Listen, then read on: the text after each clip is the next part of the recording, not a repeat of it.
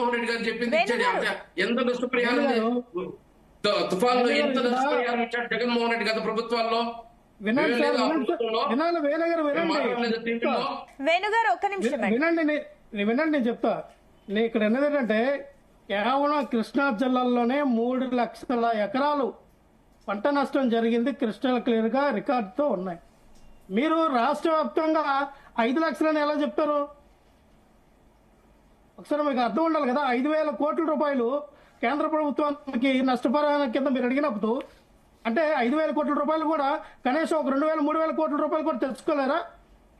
నిజమే, 5,000 కోట్లు. లక్ష్మీనారాయణ గారు ఆయన అంటున్న పాయింట్ ఏంటంటే కూడా ప్రాపర్ గా అది అధికారికంగా ధృవీకరించాలి ఎంత నష్టం జరిగింది ఏంటని. వాళ్ళు ఇప్పుడు 19 అంటారు, 20 అంటారు, 23 అంటారు. మీకు నచ్చిన లెక్కల మీరు చెప్పేసుకుంటూ వెళ్తారని చెప్పేసి అంటున్నారు. సో మీరు ఏ రకంగా ధృవీకరించారు ఈ 19 లక్షల ఎకరాల పంట నష్టం జరిగిందని? మా ఇక్కడ రికార్డుగా ఏం చేస్తా ఉన్నారంటే 33% మేరకు పంట నష్టం జరిగింది అని చెప్పి ఇలా 5 లక్షలు 6 లక్షలు చూపిస్తూ ఉన్నారు. ఇది కూడా తప్పుడు లెక్కలు. మొత్తం మీద 19 లక్షల ఎకరాల్లో పంట నష్టం జరిగింది. ప్రతి ఒక్క రైతును ఆదుకోవాలి. మా హయంలో ఉచిత పంట బీమా కింద 7,800 కోట్ల రూపాయలు మేము ఇచ్చాం. ఈ ధరల స్థిరీకరణకి ఒక నిధి ఏర్పాటు చేసాం. 7,500 కోట్ల రూపాయలు రైతుల కోసం.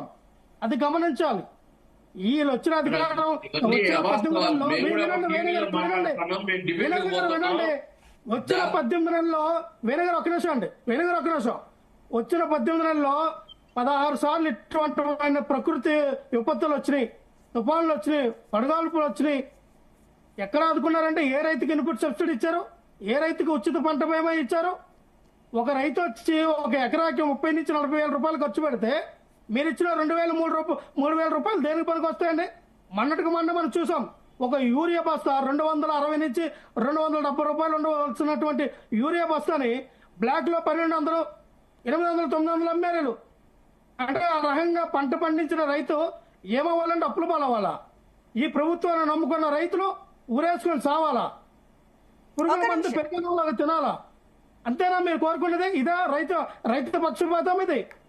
అలా ఆర్బిక కేంద్రంలో పెట్టి నాణ్యమైన విత్తనాలు ఇవ్వండి, సబ్సిడీ రూపంలో వాళ్ళకి విత్తనాలు ఇవ్వండి, పంటకు రుణాలు ఇవ్వండి, వాళ్ళు పండించిన పంటకి గిట్టుబాటు ధర ఇవ్వండి.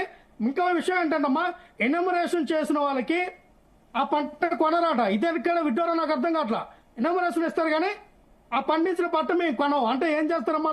ఈ రోజున తడిసిపోయింది వరిసేనంత కూడా. వీళ్ళు కొనపోతే ఏం చేస్తారా రైతు? వీళ్ళు ఇచ్చిన 5,000తోనే సరిపెట్టుకుంటాడా? ఒక నిమిషం అండి లక్ష్మీనారాయణ గారు, ఒక నిమిషం. కేవలం వైసీపీకే ఇట్లా ఉందా కాంగ్రెస్? ఒక నిమిషం అండి తులసిరెడ్డి గారు. సో మీరేమనుకుంటున్నారు? అటు వైసీపీ వచ్చేసి 19 లక్షల ఎకరాల పంట నష్టం జరిగిందంటూ, కూటమి ప్రభుత్వం వచ్చేసి 5 లక్షల వరకు